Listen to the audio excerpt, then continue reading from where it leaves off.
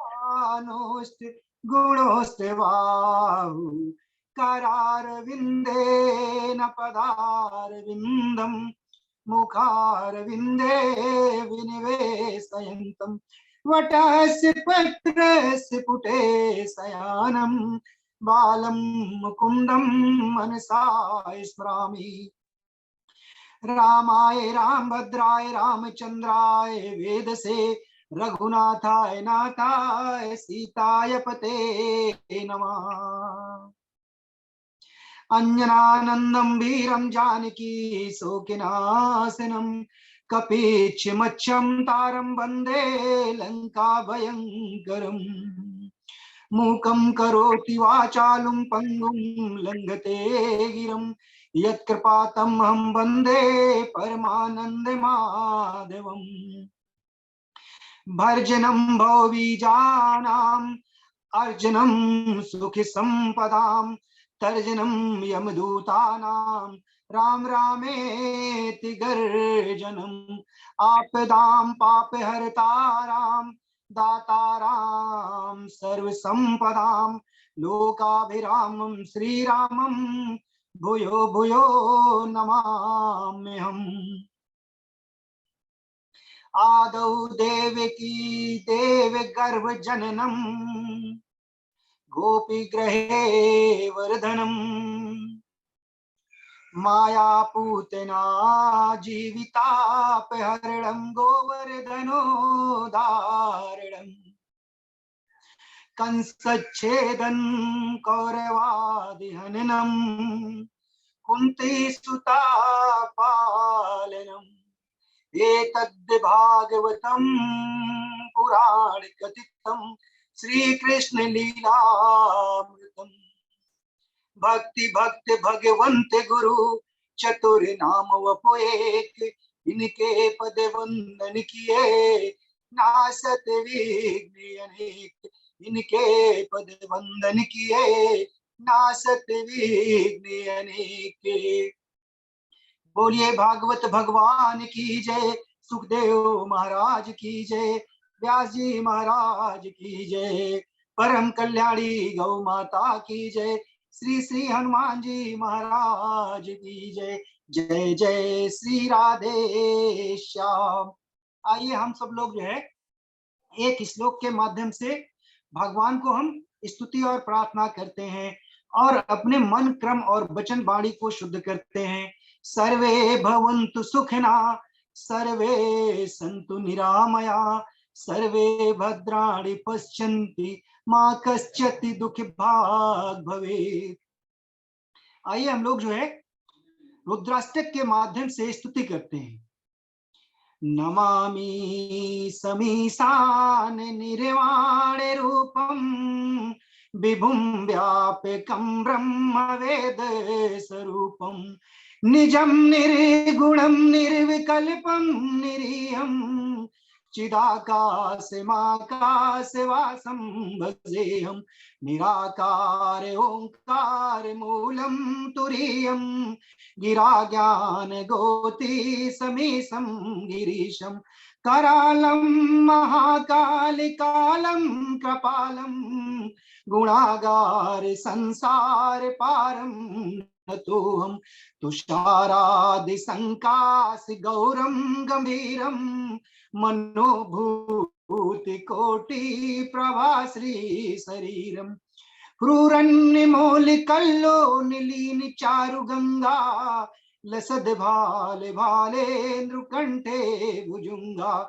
चलत कुंडलंबु सुनेत्रं विशालम प्रसन्नानि नाम नीलकंठं दयालम। मृगाधीरि चरमांबरं मुंडमालं प्रियं शंकरं सर्वनाथं भजामि। प्रचंडं प्रगस्टं प्रगल्भं परेशं अखंडं अजं भानुकोटिं प्रकाशं। त्रयाशूल निर्मूलनं शूलपाणिं भजेऽहं भवानी पति विभावगम्यं। कलातीत कल्याण कल्पान्तकारी सदा सचिदानंद दाता पुरारी, चिदानंद संदोह मोहापहारी, प्रसीद प्रसीद प्रभु मम थारी, नयावदुमानाथ पादार विन्दम, भजेति लोके परेवा नराणम्, न तावत् सुखं शांति संताप नाशम, प्रसीद प्रभु सर्वभूतादिवासम, न जानामि योगं जपवने पूजां, न तो हम सदा सर्वदा संवितुभ्यं, जरा जन्म दुःखोदितातप्यमानस, प्रभु पाहि आपा नमामि श्री शंभु, प्रभु पाहि आपा नमामि श्री शंभु, नमामि समीशान निर्वाण रूपम, विभुं व्यापकं ब्रह्म वेद स्वरूपम, नमः पार्वती पते हरि हरि महादेव, हरि हरि महादेव, हरि हरि महादेव। अनंत कोटि ब्रह्मांड नायक, अचित कल्याण गुणगण निधान, सर्वेश्वर सर्वाधिपति, अकारण करुणा वरुणालय, अकारण करुणा कारक, सकल जन कल्प साप हारक, परात्पर परम ब्रह्म, अनंत कोटि कंदर्प दर्प दलन पटियान, निर्गुण निराकार सगुण साकार, जगदैक बंधु करुणैक सिंधु, सच्चिदानंद घन परमात्मा, श्री कृष्ण एवं राधा रानी जू के युगल चरणार बिंदुओं में दास का कोटि कोटि प्रणाम। और YouTube के माध्यम से और सोशल मीडिया के माध्यम से कथा का रसास्वादन कर रहे हमारी माताएं, बहनें और बंधुएं और प्यारे श्रोताओं के हृदय में विराजमान मेरे सर्वेश्वर भगवान को कोटि सा वंदन, नत बंदन और अभिनंदन। समस्त भूतादि के सिया राम मैं सब जगे जानी, करहूं प्रणाम जोर जुगे पानी, सिया राम मैं सब जगे जानी, करहूं प्रणाम जोर जुगे पानी। देखिए, कल जो आपने प्रसंग सुना महाराज भरत, और जब उनका अंत समय आया तो उस समय पे उनका जो अंतिम में यानी मृत्यु के समय पे जो स्मृति लग गई थी, उनकी बुद्धि लग गई थी, तो उनका अगला जन्म जो है मृग के रूप में हुआ। अब जब भगवान का चिंतन बंधन करने के कारण मृग योनि में भी उन्हें अपने पूर्व जन्म की स्तुति बनी रही। उस स्मृति के कारण अन्य अपने जो यानी मृग थे, उनके मृग भाई मृग सखा के साथ में नहीं रहते थे, और भगवान का उस समय मृग के रूप में चिंतन करते करते जब अंत में शरीर को त्यागा, तो तीसरी बार जब जन्म हुआ तो एक अग्निहोत्री ब्राह्मण के घर में उनका जन्म हुआ, और उस कारण एक ब्राह्मण परिवार में जन्म होने के उनके कितने जन्म के पुण्य इकट्ठे थे, यानी पूर्व जन्म के, और फिर जब मृग योनि में जन्म हुआ तो उस जन्म के भी पुण्य, और जब तीसरा जब जन्म हुआ तब ब्राह्मण परिवार में जन्म हुआ उनका। और ये कथा आपने यहां तक सुना। इसके बाद जब जड़ भरत जी के माता पिता जो है स्वर्ग सिधार गए, तो भाइयों ने जड़ भरत के साथ क्या किया, सारी संपत्ति ले ली और उनको बेदखल कर दिया। जड़ भरत जी महाराज तो चूंकि भगवान के परम भक्त थे, उन्हें किसी भी अपनी जायदाद से कोई लेना देना नहीं था। यहां पे देखिए, ज्ञान जो है भरत जी महाराज को किसने दिया, ये समझिए कि देव ऋषि नारद मुनि गुरु के रूप में आए, और खुद उनके पिता जो है ऋषभ देव भगवान गुरु के रूप में आए। इसी तरीके से हमारे सामने हमारे गुरुदेव हैं। गुरु का मतलब गा में छोटी की मात्रा और रा में फिर उ की मात्रा गुरु। गु का मतलब अंधकार और रू का मतलब प्रकाश। जो अंधकार से प्रकाश की तरफ ले जाए वही गुरु है। यहाँ पे देखिए मानस में हनुमान जी ने क्या कहा, और वही मैं अपने गुरु के लिए एक छोटी सी मैं दोहा चौपाई जो है, मेरे भाव और मेरी वाणी। असमय अधम सखा सुन मोह पर रघुवीर, कीनी कृपा सुमिर गुण भरे विलोचन नीर। ऐसी कृपा मेरे गुरुदेव ने मेरे ऊपर की कि मैं तो अधम मूढ़ था, अज्ञानी था, जो कुछ नहीं जानता था। तो उनकी कृपा के कारण आज जो ब्रह्मवाणी दी उन्होंने, उससे मैं प्यारे सुना पा रहा हूं।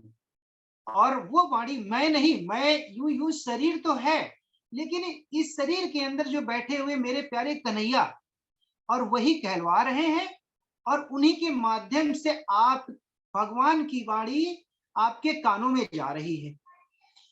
यही दृष्टांत जो है राजा रघुगढ़ यानी जड़ भरत, जब भाइयों ने यानी इतना तंग हो गए, जायदाद ले ली और जब काम पे लगा दिया, तो उन्होंने लगा, यानी जड़ भरत महाराज को लगा कि अरे घर में लगा दे तो बर्तन वगैरह फोड़ने लगे। इस तरह की कथा आपने सुनी। फिर खेतों में लगा दिया तो एक ही जगह गड्ढा कर दिया।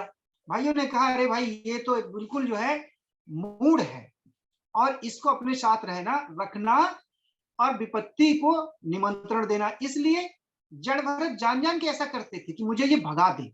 अब भाई महाराज, जड़ भरत को भाभियों ने भाइयों ने मिलकर भगा दिया। जड़ भरत जी चले गए वन में, और वन में जाके भगवान का पृथ्वी पे भ्रमण करते करते चिंतन करते थे भगवान का ही। भगवान का चिंतन करते करते एक दिन देखिए क्या हुआ कि एक उसी समय जो है एक डाकुओं का काफिला, जो डाकुओं का जो सरदार था, उनके संतान नहीं हो रही थी, और देवी माता से प्रार्थना की थी सरदार ने कि मां मेरे अगर संतान होगी तो मैं नर बलि दूंगा। देखिए कहीं भी हमारे किसी भी ग्रंथ में बलि का दृष्टांत नहीं है। यानी आप अपनी प्रसन्नता के लिए तो आप बलि दे सकते हैं पशुओं की, पक्षियों की, लेकिन इससे कभी भी भगवान प्रसन्न नहीं होते। अभी इस प्रसंग पे आप खुद समझ जाएंगे। जब जड़ भरत महाराज भगवान का चिंतन कर रहे थे, अब भाई सरदार ने अपने सैनिकों से कहा कि जाइए किसी नर को लेके आइए और उसी की बलि देनी है। देखिए अब वो क्या होना चाहिए, जिसकी बलि दी जाती है चाहे वो नर हो या जानवर हो, अपंग नहीं होना चाहिए। अब यहाँ पे एक प्रसंग आता है, सभी ने कहानी सुनी होगी, लेकिन उस उदाहरण के हम नहीं जाएंगे। अब क्या हुआ कि वन में तपस्या कर रहे थे, और डाकू के सरदार के जो सैनिक गए और देखा कि ये तो हट्टा कट्टा एक जो है बैठा हुआ है पहलवान टाइप का, उसको पकड़ लाए और बोले कि चलो मैं तुम्हें नहलाऊंगा धुलाऊंगा और अच्छे कपड़े पहनाऊंगा और अच्छे अच्छे वस्त्र मिलेंगे। जड़ भरत महाराज जी कुछ नहीं बोले। अब जैसे उन्होंने डाकुओं ने उठाया वैसे वो चल दिए। अब डाकू क्या सोचे, आज तो सरदार बड़ा खुश होगा कि हमारे जो है चेलों ने बहुत अच्छा काम किया है, एक हट्टा कट्टा जो है जवान लेके आए। अब जड़ भरत को नहलाया धुलाया गया, भोजन कराया गया, वस्त्र पहनाए गए, और भैया बलि मंडप में बैठा दिया गया। बलि मंडप पे बैठाया और बोले, सरदार जो है पूरी तैयारी कर लिया, खड़ग को उठा लिया।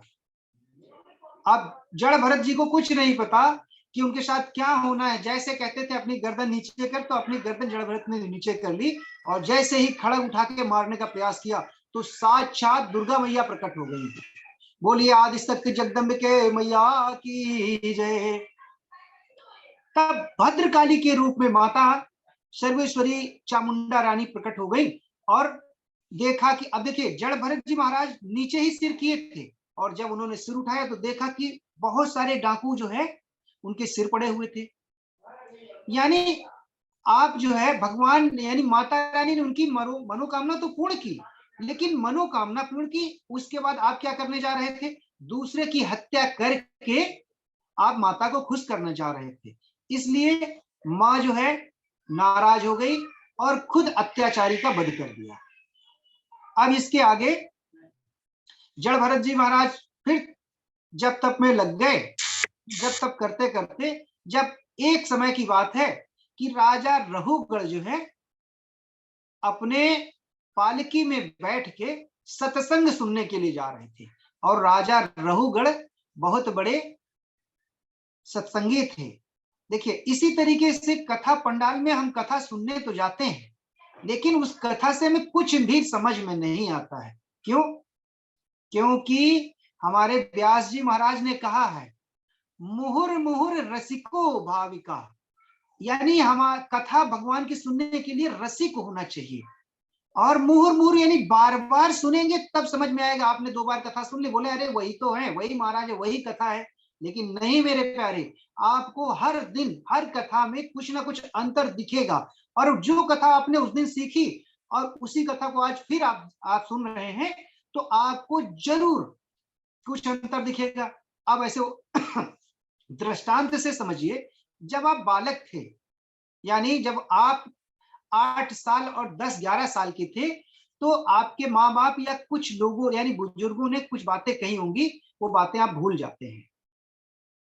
और जैसे ही आपकी उम्र बढ़ती है, जब आप हो जाते हैं 30+ या शादीशुदा हो जाते हैं और बच्चे हो जाते हैं, तब आपको याद होता है कि यार मैं अगर अच्छा पढ़ाई कर लिया होता और उन मास्टर यानी गुरुजी की बात सुन लिए होते, तो आज ये दिन नहीं देखने पड़ते।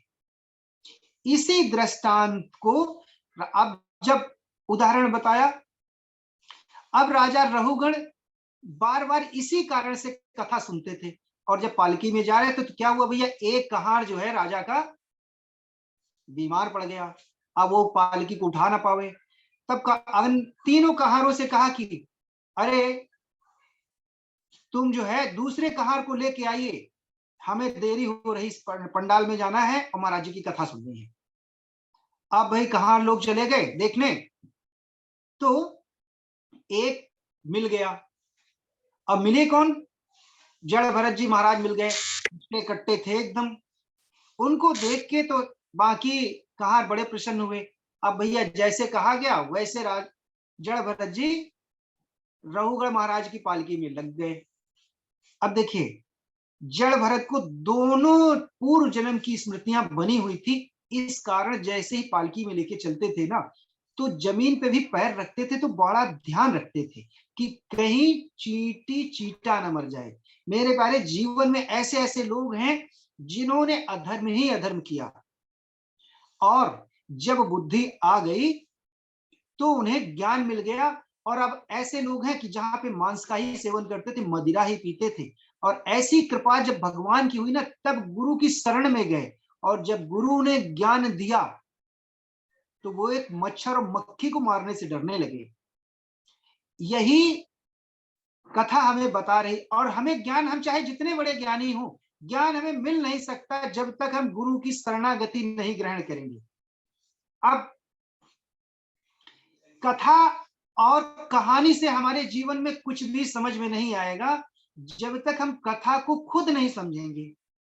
कैसे समझिए, देखिए, परमात्मा और गुरु और व्यक्ति के बीच में ज्ञान कौन देता है?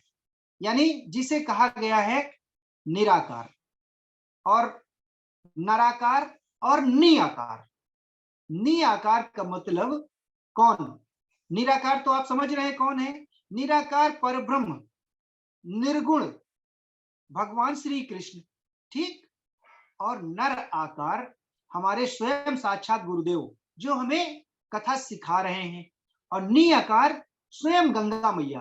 अब देखिए, गंगा मैया भी हमारे पापों को दूर करती हैं, और गुरु जी की सिखाई हुई कथा भी मेरे प्यारे आपके दुखों को दूर करती है। अब ज्ञान कौन दे रहा है? यानी नर आकार के रूप में स्वयं भगवान के रूप में गुरुदेव सिखा रहे हैं, और गुरुदेव ही हमें सिखा रहे हैं, और गुरुदेव की वाणी से ही हम भगवत प्राप्ति हो जाएगी, भगवान की भक्ति मिल जाएगी। क्योंकि गंगा मैया में अपनी ताकत से ज्यादा गहरे जाओगे तो मेरे प्यारे डूब ही जाओगे और प्राणांत हो जाएगा। लेकिन गुरु के माध्यम से जितना अध्ययन करेंगे, जितना अंदर जाएंगे, तो क्या होगा, आपके अंदर भक्ति प्राप्त हो जाएगी, और बार बार रात दिन सोते जागते यही आपको याद आएगा, हरे कृष्ण कृष्ण कृष्ण हरे हरे। जैसे जीवन और मृत्यु के बीच में ये नहीं पता है कि हम 5 मिनट बाद मेरी मृत्यु होगी या मैं रहूंगा, इसी तरीके से हर पल चिंतन करते रहना चाहिए। अब भैया क्या हुआ, इस तरह दृष्टांत इसलिए कथा में बताए जाते हैं, हमारे संत और ग्रंथ कहते हैं कि मेरे प्यारे सब कुछ समझ में आ जाए। अब राजा रहुगढ़ ऐसे ऐसे चलते थे पैर उठा उठा के कि चीटा चीटी न मर जाए। अब एक बार हुआ तब राजा ने कहा, ए ये जो है नया लगा दिया है तुमने। बोले अरे महाराज नया है इसलिए इसे पता नहीं है, इसने कभी ऐसा किया नहीं। महाराज राजा कहते ठीक है कोई बात नहीं। अब जब पैर उठा के ऐसे दिए तो भाई राजा की खोपड़ी यानी पालकी के ऊपर लग गई। तब राजा क्या कहते हैं कि भाई ठीक से चलो, नहीं तुम्हें पता है मैं कौन हूं, मैं राजा हूं। अब राजा क्या कहता है, त्वं जीवन मृतो माम कदरति कत भरती राजन मति चरसी प्रमत्तस्य चते करो चिकित्सा दंड पाणिव। राजा कहता है कि तुम बहुत दुबले पतले हो, बहुत कमजोर हो, और तुम मुझे जानते नहीं हो। मैं इस राज्य का राजा हूं और प्रजा का फर्ज है कि राजा की सेवा करना। तब क्या कहते हैं, प्रमत्तस्य चत करोमि चिकित्सा दंड पाणिव।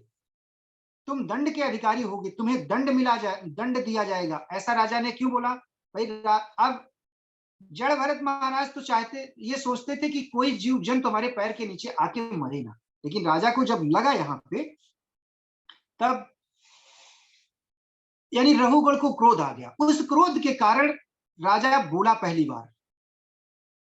अब इसके बाद देखिए फिर भी जड़ भरत कुछ नहीं बोले।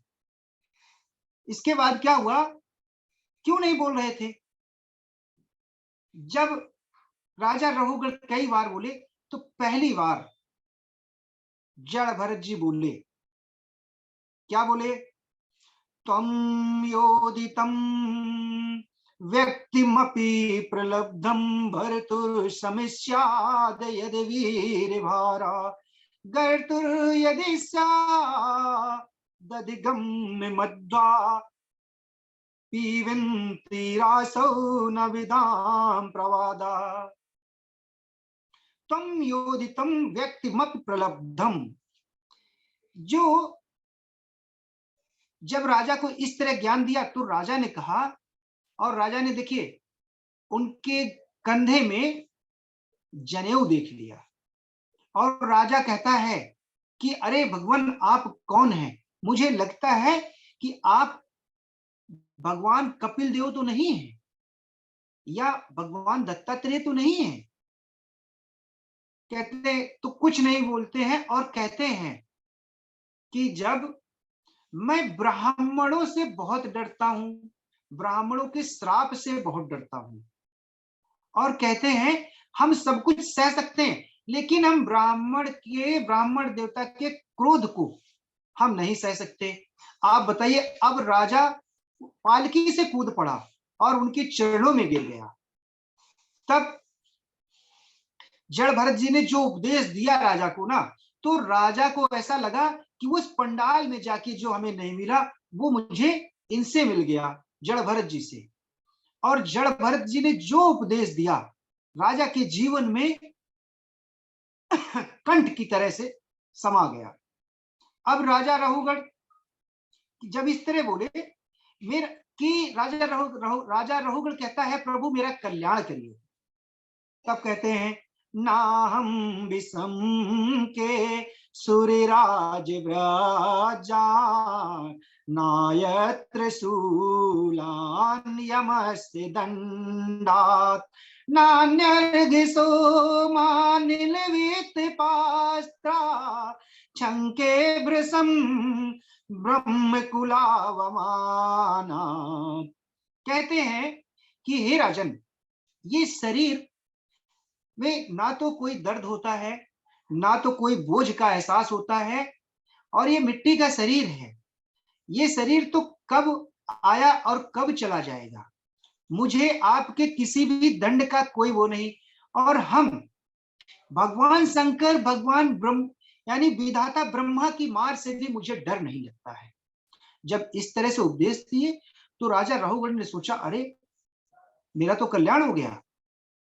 ऐसा उपदेश करते करते राजन्ते प्रजा इति राजा, जब उपदेश किए तो बोले जो प्रजा का पालन करे उसे ही राजा कहते हैं।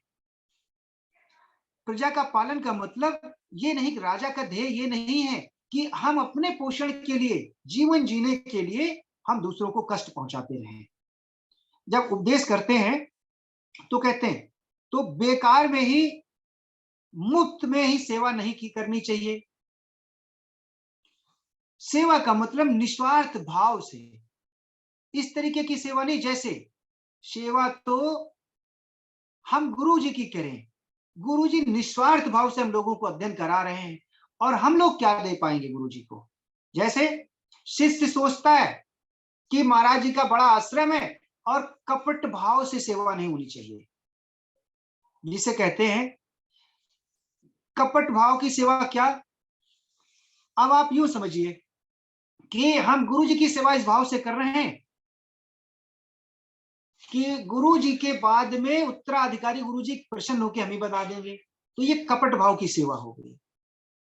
दूसरा, आप देखिए निष्कपट भाव से आपके माता पिता, पिताजी की सारी जायदाद के उत्तराधिकारी आप हैं, और इस सब कुछ भाइयों में बंटवारा कर देते हैं पिताजी, और फिर भी एक भाई के पास में पिताजी जब चले जाते हैं, और भाई कुछ तो पिताजी अपने पास रखते हैं। अब बेटा इस बहाने से जो है सेवा करता है, अरे पिताजी के जाने के बाद में हम मुझे ही दे जाएंगे, कहीं ऐसा ना हो पिताजी नाराज हो जाए तो उनको दे जाएं।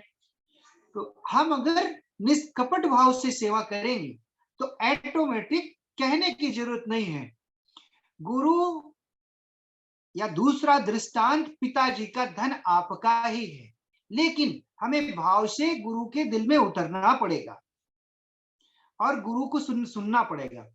यहाँ और कई तरीके के जब उपदेश दिए तब क्या कहते हैं कि परमात्मा की प्राप्ति कब हो सकती है, जब आपका मन शुद्ध होगा। इस तरह जब राजा रहुगण कहते हैं कि देखिए ये राजा रहुगण कौन था, जब बताते हैं कि मैं पूर्व जन्म में राजा, आप कौन राजा हो, मैं तो इससे 3 पीढ़ी पहले राजा हुआ था, चक्रवर्ती राजा। जब इस तरीके से उपदेश करते हैं और बोलते हैं मेरी बुद्धि जो है एक मृग में लग गई थी सारा राजपाट छोड़ने के बाद में, तो मैं दूसरे योनि में मैं यानी मृग बन गया, और बड़ी कृपा है, अयुतिक कृपा भगवान की, कि उस कृपा के कारण मेरा जन्म ब्राह्मण परिवार में हुआ। अब जब जड़ भरत बताते हैं कि मेरी विस्मृति जो है मृग में हो गई थी, तो वो राजा रहुगण कौन था, ये वही मृग था। अब देखिए यानी पूर्व जन्म में जो मृग था वो राजा बन गया, और मृग देखिए मृग क्यों राजा बना, और जो राजा थे वो मृग क्यों बने, क्योंकि जब जड़ भरत जी थे तो चिंतन किया करते थे भगवान का, और जो राजा रहुगण मृग थे वो उनके चिंतन से बड़े प्रसन्न होकर वो भी भगवान का चिंतन करते थे। जैसे मंदिरों में और कथा पंडाल में गौ माताएं और श्वान आ जाते हैं, ये समझिए कि उन भगवान की वाणी उनके कान में जाके पता नहीं किस जन्म में कर्म के हिसाब से कौन बन जाए, तो एक मृग राजा बन जाता है और दूसरा राजा मृग बन जाता है। ये कथा हमें ये बताती, इसलिए मेरे प्यारे जीवन में सदैव अच्छा करने का प्रयास करिए। जब ये कहते हैं, उस प्रकार राजा रहुगढ़ का जब उपदेश करते हैं, उपदेश को सुना तो उनके चरणों में गिरा और सारा राजपाट उसी वक्त त्याग दिया और भगवान का भजन कीर्तन करते करते भगवान को प्राप्त कर लिए। बोलिए भक्त वत्सल भगवान की जय। श्री श्री हनुमान जी महाराज की जय। परम कल्याणी गौ माता की जय। जय जय श्री राधे श्याम। अब 5वें स्कंद में आगे नरकों का वर्णन आता है और राजा परीक्षित कहते हैं, प्रभु गुरुदेव, इस प्रकार भूमंडल पे कितने नरक हैं, क्या जो भगवान का चिंतन करते हैं उनको भी नरक में जाना पड़ता? बोलते हाँ। और बोले जो भजन करते हैं वो भी? तो बोले तब कहते हैं, राजन इस तरह का उपदेश करते हैं, इसी प्रसंग को हम आगे दिन आपको सुनाएंगे और आज की कथा का विश्राम यही करते हैं। बोलिए भक्त वत्सल भगवान की जय। कृष्ण कन्हैया लाल की जय। एक भजन के साथ में हम आज कथा का विश्राम करेंगे। मन मोहन बिगड़ गए वारे से, अरे मन मोहन बिगड़ गए वारे से, ओ मैया यशोदा तेरे दुलारे से। ओ मन मोहन बिगड़ गए वारे से, ओ मैया यशोदा तेरे दुलारे से। मन मोहन बिगड़ गए वारे से, थोड़े दूध दही के लाने, थोड़े दूध दही के लाने, ये तो घर घर, ये तो घर घर फिरत सकारे से। मन मोहन बिगड़ गए वारे से, मन मोहन बिगड़ गए वारे से। आगे क्या कहा? मैं दही बेचने जाते वृंदावन, मैं दही बेचने जाते वृंदावन, मोके रोकत गैल अगारे से, मुको रोकत गैल अगारे से। मन मोहन बिगड़ गए वारे से, ओ मैया यशोदा, ओ मैया योषा, मैया यशोदा तेरे दुलारे से। मन मोहन बिगड़ गए वारे से। श्री राधे। आगे देखिए, मटकी फोरी मोरी बैया मरोरी, मटकी फोरी मोरी बैया मरोरी, बैया मरोरी मोरी बैया मरोरी, चूनर फाड़ी मोरी, चूनर फाड़ी, हो मन मोहन बिगड़ गए वारे से, मन मोहन बिगड़ गए वारे से। मैया क्या कहती है गोपियों से? अपने से नहीं बिगड़े कन्हैया, अपने से नहीं बिगड़े कन्हैया, अरे तुम सखियन के इशारे से, मन मोहन बिगड़ गए वारे से, मन मोहन बिगड़ गए वारे से। चंद्र सखी भजे, चंद्र सखी भजे, बाल कृष्ण छवि, बाल कृष्ण छवि, बाल कृष्ण छवि, ओ मैया अब का होत सुधारे से, ओ मैया अब का होत सुधारे से। मन मोहन बिगड़ गए वारे से, ओ मन मोहन बिगड़ गए वारे से। बोलिए कृष्ण कन्हैया लाल की जय। यशोदा मैया की जय। श्री श्री हनुमान जी महाराज की जय। परम कल्याणी गौ माता की जय।